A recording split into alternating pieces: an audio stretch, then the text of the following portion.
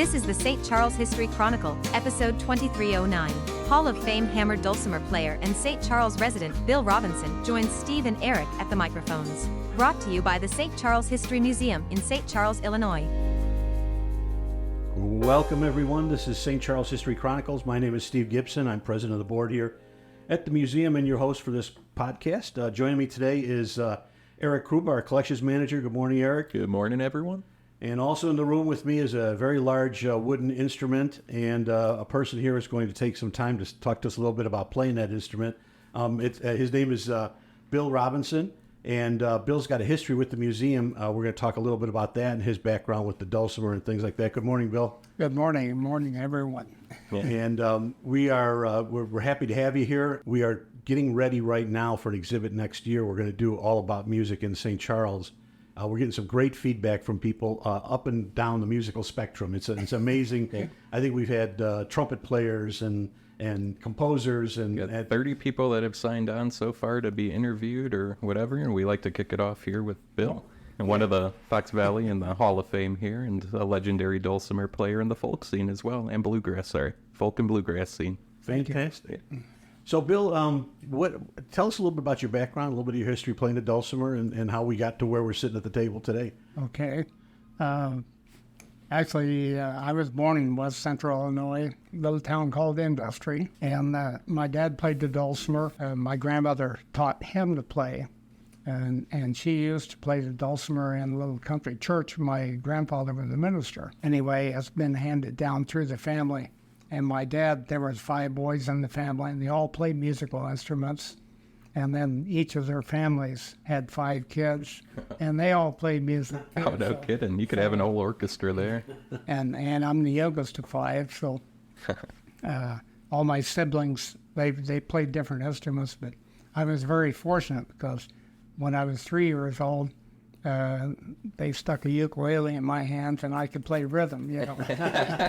but my dad always played the dulcimer, and he used to keep it underneath the bed. My great aunt would come and spend the summer with us. We lived on the farm. She was very religious, kind of on the line, you know. Yeah. And so every morning we were getting ready to have breakfast. We was waiting for her to come out, and she says, "Oh, my days are numbered." She says, "I heard the harps of heaven last night." and so, you know, of course, she kind of rolled her eyes back and thought, boy, she's really losing it. and so, anyway, next morning, we went through the same thing again. She come in, and the harps of heaven. She said, "I heard the harps of heaven." It says, "the most beautiful music I ever heard," you know. And so, anyway, that afternoon, we would get together as a family and play music. And of course, Dad got the old dulcimer out from underneath the bed, and there was dust on the string on the soundboard. He looked, and there was this little bitty hole right there in the corner. You can see these tracks up and down there, and so that little mouse was making his home in there. Oh, no. And he was going there, and his tail would hit those strings.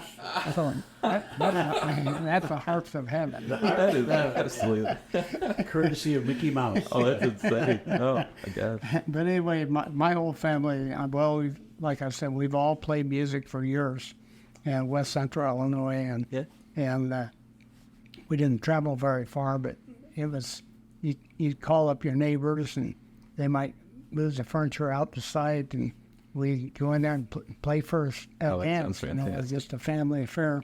And then as things got more, we'd travel farther, and then we'd go to some of the hometowns and to their homecomings, and we would play there. And so we have quite a history in around Schuyler County, Fulton County, McDonough County. Oh, that's fantastic. And so I was very fortunate to have older brothers and sisters, and when they would leave and lay their instrument down, I'd pick it up. So I had the opportunity to pick up everything that they did. My oldest brother played fiddle. My oldest sister played accordion, piano. My middle brother played guitar, tenor banjo, and my younger sister played also the dobro and piano. And then, of course, here I came along. My dad played the dulcimer, My mom, she could play piano, but she only played in church. Ah, And so, not for fun, huh? you know, we, And not on Sundays, but only on Sundays. exactly. But anyway, we would, you know, as a family group on Sundays after church, we would either meet to one of the other, my uncle's homes, or we'd invite everybody over to our place. But it was like on our moms would fix a feast for us, and then that afternoon we spent all afternoon playing music, and everything was played orally. This is the tradition that I'm so glad that, you know, it's, you know, like you said, passed down orally and taught, and then, you know, you got such a musical gene in you. I'm sure that you just got to keep passing it. Yeah. Yeah, I'm not sure how many people could really read music, but Yeah. you know, and then you were just taught to play, and when you hear it, you play it. Oh, that's fantastic. And so, anyway, I was very fortunate to be. They all took me under their wings. And in fact, my first cousin, he lives not too far from us down at the farm, and down in Fulton County, and he made comments as he was a school teacher, and after he retired from the school, he bought a little farmette down there next to us, and he said, "You used to make me so mad when we were kids." Said we wanted you to come out and play ball with us, and all you wanted to do was stay in there with our dads and play music. But he said, "Now I wish I had it." You grew up in Central Illinois, and yet here we sit in the museum with an instrument that's got your name on the top of it. How did we get from Industry, Illinois, up to St. Charles and where we're at today? Well, the old dulcimers have a tendency, if they sit around very long, the glue would come dry and then they'd start coming apart. And anyway, my grandmother's instrument was built by a gentleman down in the area, Dan Van Antwerp, and about the turn of the century. And anyway, that old instrument would have to be repaired every once in a while, so my dad would repair it, and then he started building a few. So he did build a few. It's built some for each of us kids, and then some of the cousins. And we have a little different way of tuning. Most people will tune the instrument as a scale, and even work down on the bass notes too. And but we have the tuning where we play the chords on the right-hand side, and you still have your scale and the middle bridge. Over the years, I started playing after my family started separating and going different directions, and I started joining in with different groups and different bands and playing, and I formed a couple bands, and we would play. We played in a bowling alley and different places like that. Oh, gosh. And then I joined some operas. I joined the Illinois Country Opera down in Petersburg, and they were involved with the Grand OIe Opry down in Nashville. So I had the opportunity to meet so many, almost all the Grand OIe Opry stars at that time. Oh, that would be quite a thrill. So they would invite me to come down and play down in Nashville, and I became real good friends with Roy Acuff, and I played one summer with him at Opryland. Oh, okay. Nice. Yeah. Oh my gosh, that's so cool to hear. Yeah. I'm probably the only person that ever turned him down for working full time with him. That he used to call me his little man. He said, "No." Oh my gosh. He said, "My little man," says, I can keep you busy. You can play music. You'll meet so many wonderful people." And but he said, and of course at that same time I was working at Caterpillar in Peoria. Yeah. And I was going through the training program and management. And so I said, I'm laying numbers out here on the table. I like it right here where we can look at it. So I said, this is where I'm at with Caterpillar, and this is where I'm heading for. And so what can you do? Yeah. And he looked at it and he said, "Well, my little man," he said, "if you need that almighty dollar, maybe you better stick with Caterpillar." Oh, I did.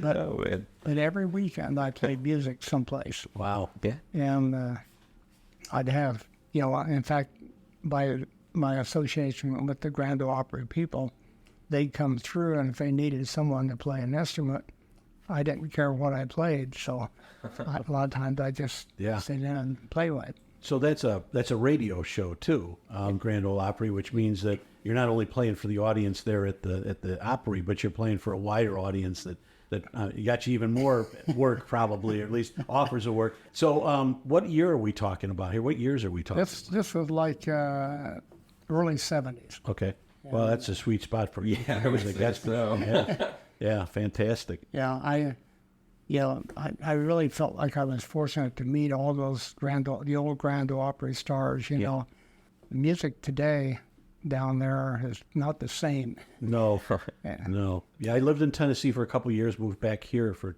3 years ago. Had a couple of chances to go to the Grand OIe Opry. Actually got to go backstage, and I actually met Marty Stewart one time backstage and saw him in another show there with, I can't remember his name now, Roger McGuinn from the Byrds. Marty Stewart was doing a special series of shows there at the Country Music Hall of Fame, and one of the shows was that. But it's, in some ways, the Grand OIe Opry hasn't changed since it first started. Obviously, there's a lot of new music coming through there and stuff, but it's still the same old thing. I mean, you're still getting the Asleep at the Wheel gang and I'm trying to think of the Oak Ridge Boys and because I don't know, a lot of people probably aren't familiar with the whole setup for the Grand OIe Opry, but it's done in kind of 3 parts where each part kind of stands alone with a commercial break in between, and you get a little bit of everything there. And I think I never heard the Grand OIe Opry show when I was a kid, which would have been in the 70s, but I can imagine it was a lot more country back then than anything today. It's a lot more commercial today, but still a lot of fun. Always fun to get a mix of music in there because it was, and everybody would mingle with each other. You might have like Dolly Parton, and she'd be Porter Wagoner, and so many of the different ones, and of course with Roy Acuff, Bashful Brother Oswald, he's the one that led me around Nashville quite a bit, out in Opryland, and Charlie Collins was his guitar player. Oh, okay. But anyway, it just opened up a whole field, and but I'd always have to go back to work at Caterpillar. Oh, man. Not much of a pension out of the Grand OIe Opry, that's for sure. So A couple weeks in heaven, a couple weeks working, a couple more weeks in heaven. Yeah. Well, I had the opportunity to, like I say, be with so many of them, and I played a lot of different festivals, and I used to like to go to a lot of the bluegrass festivals and play, and on that particular instrument doesn't show it, but I was playing a program over in Quincy back in the 70s, Okay. and we were in this little room, and it was with Gene Price, Linda Cassidy, and then Danny Perez playing guitar, and but anyway, you go in this little room. We were all crammed in there, and you said, "You watch that red light. Now, when that red light comes on, you're on the air." So, anyway, I had my Dulcimer sitting on like a laundry stand, and that light came on, and I struck my first note, and half the stand collapsed. And Gene Price was playing electric bass, and he saw it happen, and he reached over and he caught it before it hit the ground. Oh my God! And so I came up, and I didn't miss a lick. That's right. But I thought there's got to be a better way. So Who said the bass player isn't important? Just kidding, I'm a bass player. when I got home, I went and put buttons on the side of the instrument, and I put a strap around it. Oh, okay. And then for years, and after that, I would play the Dulcimer and strapped around my waist, so I could play. Back then, a lot of times we just have one microphone. Yep. Okay. And so everybody would. When it was your turn, you stepped forward and you played. Well, then I could back up. Yeah. And so otherwise you put them on the stand, that's where it's at. Yeah, exactly. Yeah. Yeah. And so I called it my wooden girdle. Because most people don't, when they see the hammers, most people play dulcimer with wooden hammers. Yeah. Well, this is wood on here, but my grandmother, she took the stays out of the old corset. Oh, Yeah. And the original hammers were just electrical tape oh my God. hooked around it, But anyway, I called it my wooden girdle, and I played it with the corset stays. So.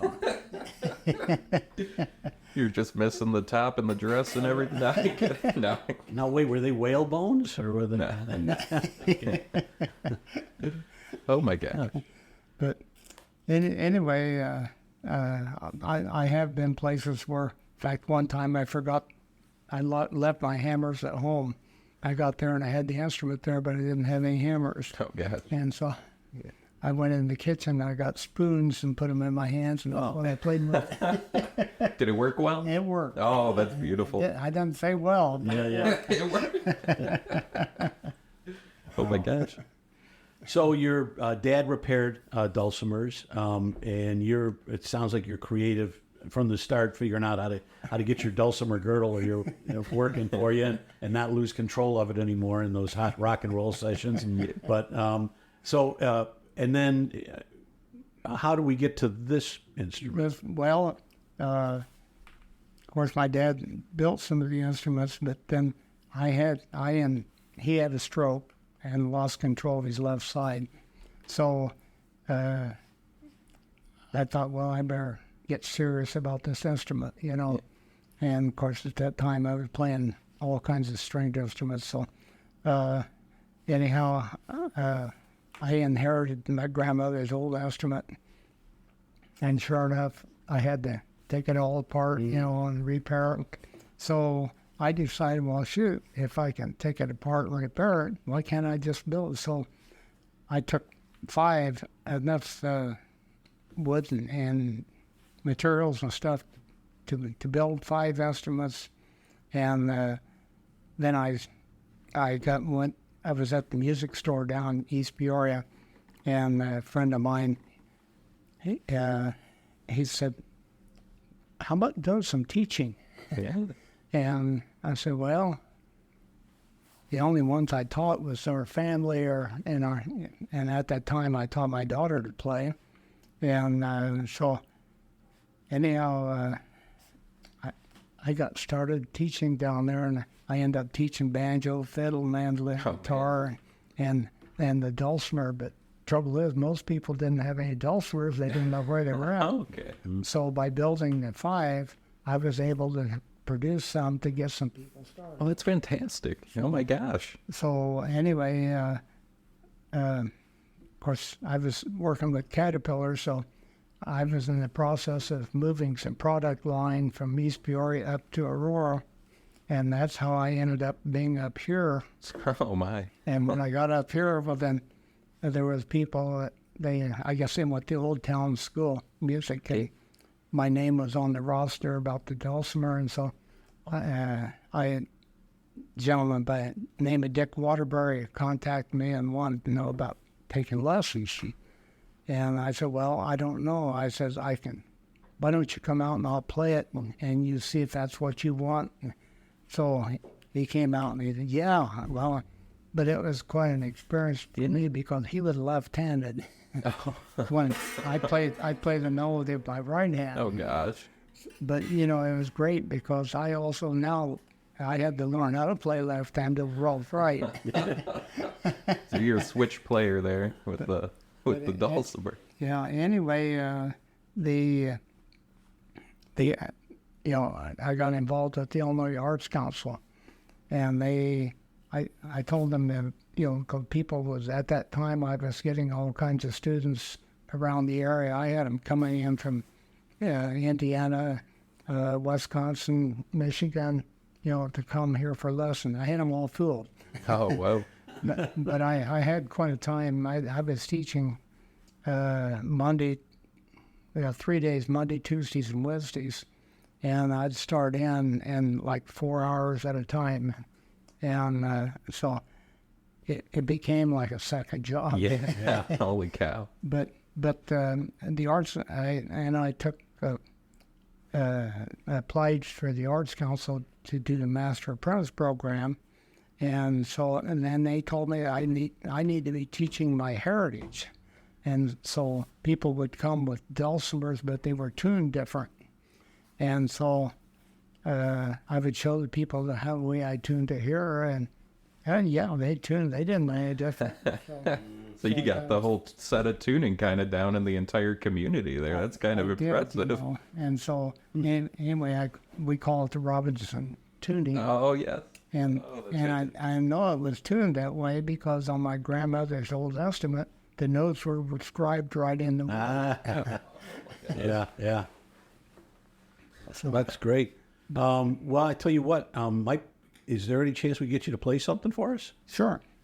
I'm sitting here. We actually carry in the gift shop here at the museum your latest and greatest originals, which is probably. I see 16 songs on there, which is that's a lot of time spent putting these things together. So, well, whatever you want to play, yeah, that'd be great. I think we got you mic'd up here so we can hear you. Okay. Well, maybe I could give you a little demonstration on how to play it. Oh yes, please. And we can work through that. Well, I can show you how we build. Okay. Oh, that would be cool. I've been tinkering with playing it, but I would love to see how it's actually done here. All right. Now, what I do With the white moss is the start of the scale, and it goes from do, re, mi, fa, sol, la, ti, do, and so it goes.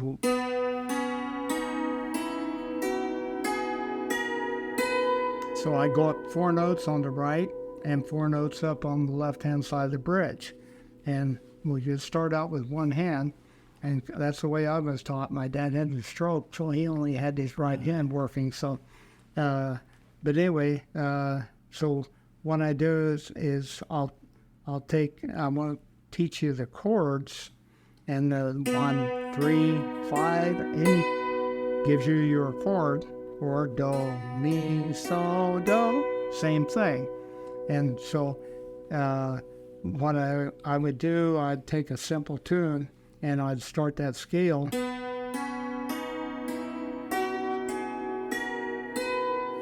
And I take a simple tune like boiling cabbage. And there's only 4 notes in that basically. So it goes up, back, down, back, up, back, down. All right? So once you play that down, you're thinking about picking out your melody. So it doesn't matter what the melody is that you play, if you pick it out with your right hand. So then that left hand, what you can do is you find a note that'll harmonize, and any note that 1, 3, 5, and 8 will harmonize. So you can. So I use the 5th note in the scale, and I'm going to put that with my left hand, and I'm going to play that same thing with my right hand, and I'm going to use my left hand to harmonize, but as an alternating beat. Okay, so I go up 1, back, down, up, back, down. Okay, now what you can do then is you start building from it. So you can play, in other words, I'll do a crossover with my right hand, so I'll go.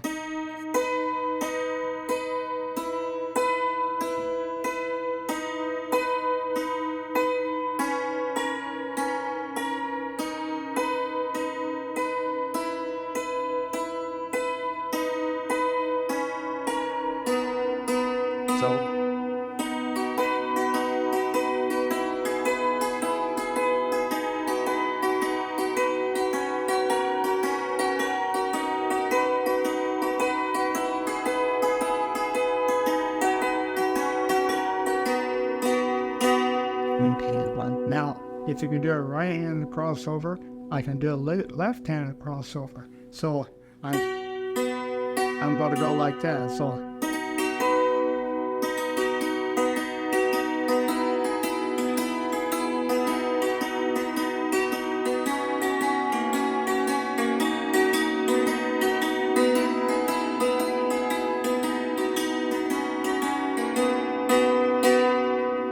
Now, if you can do a right-handed crossover and left-handed crossover, add them together. So going.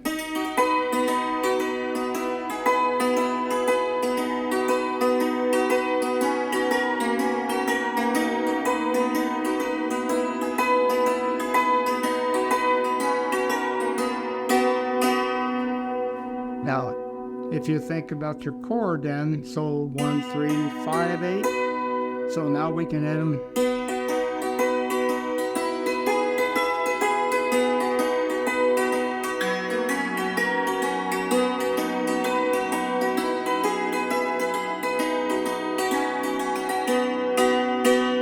Now we're going to start picking up more notes. So.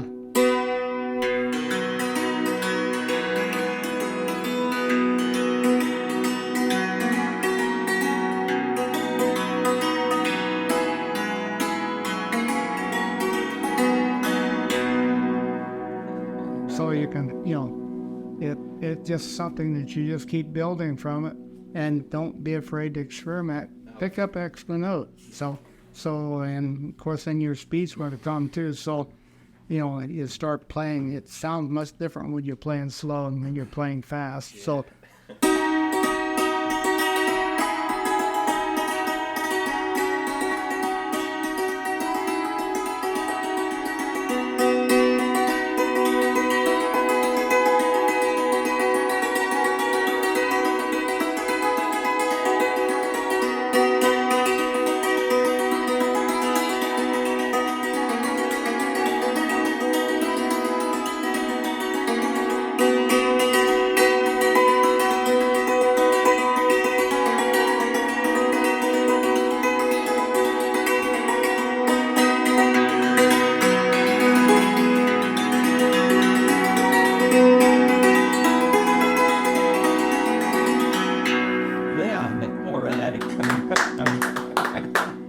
Get you up on the floor. Oh, that was probably the best demonstration I've seen of how of any musical instrument taking this. Oh my gosh. Fantastic. Thanks for that. Yeah. When you started out and you're talking left-handed, right-handed, I'm left-handed. I play guitar right-handed. Okay. Just because it was the easiest guitar to find usually was a right-handed guitar. So that's how I learned how to play guitar. But it's funny because most everything else I do left-handed. So so they make left-handed and right-handed dulcimers, I'm taking it then? No. No. So if you're a left-hander, you're going to learn how to play right-handed. Yeah. What you do is you change. No, well, not necessarily. I mean, you'll actually get to where you can play both hands. Right. But when you're playing left-handed, you can still pick out your melody with your left hand, but you're going to use a lower harmony. Oh, okay. Instead of by picking out my right hand or the right-handed melody, then my left hand is going to be on the higher harmony. Okay. Yeah, it's just because of logistics. But the left hand's to keep the beat going. Gotcha. Okay. Well, that's fun. That's great. Yeah. So something about the history of the dulcimer now. Is this? I mean, we see it in folk music. We see it in primitive folk music. I mean, you see pictures of people playing, all sorts of versions of dulcimers that have the same kind of thing. And I think a lot of instruments that share characteristics with dulcimers, but aren't necessarily a dulcimer. So I'm guessing this thing is old, right? It goes back to the Old Testament. Does it? Okay. Yes. All right. Yeah. There's like you say, there's variations of that instrument all over the world. And in fact, the Hungarians have the timbalum. Yangchan is Oriental. I mean, they're just there's names Santire but when you look at them, they look like a dulcimer. Mm-hmm. Yeah. And then you use a hammer, and it's called hammered dulcimer. I'm guessing there is a non-hammered dulcimer. Yeah. Well, actually, what's the mountain dulcimer? Okay. It was originated in the Appalachian area, and it's more of an hourglass, and you strum it. There can be, I don't know, 3, 4, 5, 6 strings, depending on how creative an instrument you want. Yeah, yeah. And I'm guessing from the way you tuned it, like a 12-string guitar, you're tuning for octaves and things like that. But I also kind of get a little sense of that, like banjo. I forget that extra string. Is it a drone or that kind of where it's basically emphasizing let's call it the key the dulcimer's in kind of thing. So when I hear all of that, I mean I think that's why as soon as you hear a dulcimer, it's got some familiarity to it when you hear it. But I think especially with the hammered one, it really brings to mind more keyboards, more piano, harpsichord, that kind of sound to it. Actually, it's the forerunner of the piano and the harpsichord. Oh, okay. Well, that makes sense. If you look at it, like on piano, when you play your chord 1, 3, 5, and 8, you can go 3. So I mean, they're all right here. If you turn it sideways. True. Yeah. Makes sense. It sounds like it when you pick it that way too. So yeah. Fantastic. Okay, so that one there has your name on it. Yeah. And I know Eric's been fiddling with it. So unless he took it out of your garage, how did we end up with this thing with your name on it here? Well, I started building instruments too because I started out with 5, and I ended up I had I think it was like 162 that I built from students because I've had several hundred students over the years, and but if they didn't have an instrument and couldn't find one, I'd build it. Oh my gosh! And so anyway, and this is like the original instrument, except my first instrument, I only had 7 bass strings. It only came up here.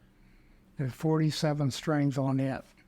But on my grandmother's instrument, it had 59 strings. And it had 10 bass. And so I do have 10 bass strings on this. So. And is there a limit? Do people typically, like when it comes to the scales and stuff, do they try and remain in the... There are some dulcimers out there that will almost cover. I mean, that you get almost every scale. In fact, I have one built by Sam Rosetta. He called it his piano dulcimer. And before he passed away, he brought it over and was showing it to me. And it's got every note in the scale. Oh, it's a true chromatic instrument. Oh, yeah. But you don't play it like a dulcimer. Right. Yeah. And are there like pedal type dulcimers too? Do they, because I hear everything ringing. Are there ones that have that muting thing? They have dampers on it, where it'll come underneath there and you can stomp down on it. And usually I just use my hand. Yeah, close enough. Yeah. Fantastic. But anyway, I got this instrument. I built this. Let's see. I'm trying to think. The date and everything is down underneath the soundboard right here. Oh, okay. I know you donated it in 2019 from what I recall there. Okay. So built before then or around then? Yeah. And well, actually I got it back then. Oh, okay. And I went through it and I put new strings on. I see. Okay. But it's a spinner end. Anyway, I wanted, well, I just feel like the older I'm getting and my teaching, I've had 4 students take the national championship. Oh, congratulations. So, yeah, that's huge. Yeah. That makes me proud. Yeah, definitely. Well, I had one student over that I took her to Winfield and to go to that, and the day before we left to go, she was on a horse. She fell and broke her arm. Oh, no. And so I tried my best because she had the cast on and she could still, I felt like she could still do it. But she went, would you play for me? I said, I really don't play. I tell the students that if you can't stand defeat, don't compete. Yeah. Because, Very true. I mean, somebody's going to win. It Yeah. may not be you. Yeah. Yeah. Yeah. And so, but anyway, she'd already paid for everything, but I couldn't talk her into playing, and said, please go pay for me. So, okay, I mean, these kids, you can't turn them down. No. So anyway, but I got up there and I told them, I said, no, I don't want you to rate. Yeah, judge it. I said, I played for years. Mm-hmm. In fact, The ringer, they threw him in there. and in fact, they asked me, we played for the original Dulcimer Players Club up there. Oh.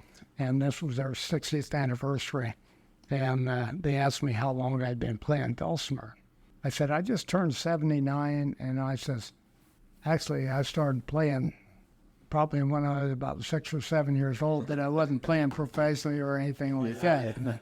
So I said, I guess you could probably say I've been playing over 70 years. Yeah. That's fantastic. Yeah. Yeah. You'd be keeping this music alive, and it's just such a beautiful instrument too, and the noises it makes, the sounds, it's wonderful. The traditional music is something I really love. Folk and bluegrass is something I'm into. So this whole thing kind of came from the Alan Lomax archives. If anybody knows, he's a gentleman that went around the country and the world, basically recording folk music from different cultures, American cultures, kept a lot of that stuff alive. We're trying to do that on a mini scale here in St. Charles to try and keep our local musicians, their history documented. And Bill, you've got such like a long and fantastic history that we wanted you to be on here immediately. So Well, I really do appreciate you taking the time out to do all this stuff. Well, I appreciate it too, and I just feel like, I used to consider Paul Van Arsdale from New York as the grandfather of the Dulcimer. Yeah. And he lived to be, I think it was 92 when he passed away. And so I guess I kind of inherited that name because they call me Grandpa now. Live long enough, outlive him, you'll be the grandpa, right? Yeah. Yeah. Oh my God. Well, I appreciate it too. I think one of the things about this is you see instruments like this. You a lot of times it's in a still photo that you see it, or maybe you hear the music somewhere and you say, "What is that sound I hear?" So it's nice to put this in front of people, and especially here in St. Charles with the history we've got. I mean, we've talked about before Eddie Peabody. I think I've talked about Eddie that was Peabody came one of our over. big banjo player guys, and just kind of tore the town up when he'd come out. I mean, he was just, I got a feeling he was a gas character, and I'm so sorry that I never got a chance to meet the guy, but that music, it wasn't just jazz, it wasn't just 20s jazz, it wasn't just 60s rock and roll, it wasn't just church music playing. Everybody's got things going in their homes, and I think, especially, let's take it way back in history here in St. Charles, all these people came from all these other places, all of them bringing their traditions with them here. And then when they would get together, I guarantee you that the dulcimers and the ukuleles and the fiddles came out, and people always got to experience this stuff. So I'm glad you gave us a chance now to experience that again here in St. Charles and see that. And you're always welcome to come back and see us again and play some more. I'm hoping maybe you'll autograph this for me before you leave too, so that we can have it here in the museum. But anything else, Eric? Bill, would you mind at all playing St. Charles Blues for us? Sure. I do appreciate that. Great. If you want to take the headphones off, you can. If you want to get that cable. Yeah, away. you can lead us out with the St. Charles Blues. Yeah. Yeah. I appreciate it so much. Yeah, I got in trouble years ago when we were out playing from a lot of Grand OIe Opry stars, and I had the ASCAP and BMI chumming, and they come up to me and they said, you owe us a lot of money. Oh, jeez. I said, what do you mean? He said, you're playing these people's tunes and songs, and says, you have to pay for that there. No, I don't think so. Anyway, we went around and around about that. Oh my gosh. And I thought, okay, well, if that's the case, then I'm going to start playing. I'm going to start composing my own and playing my own. I backed up so many different Grand OIe Opry stars, so I knew what they were playing. And so people asked for a request, I'd play it. Heck yeah. And but anyway, so I composed St. Charles Dulcimer Blues, and Thank you, Bill.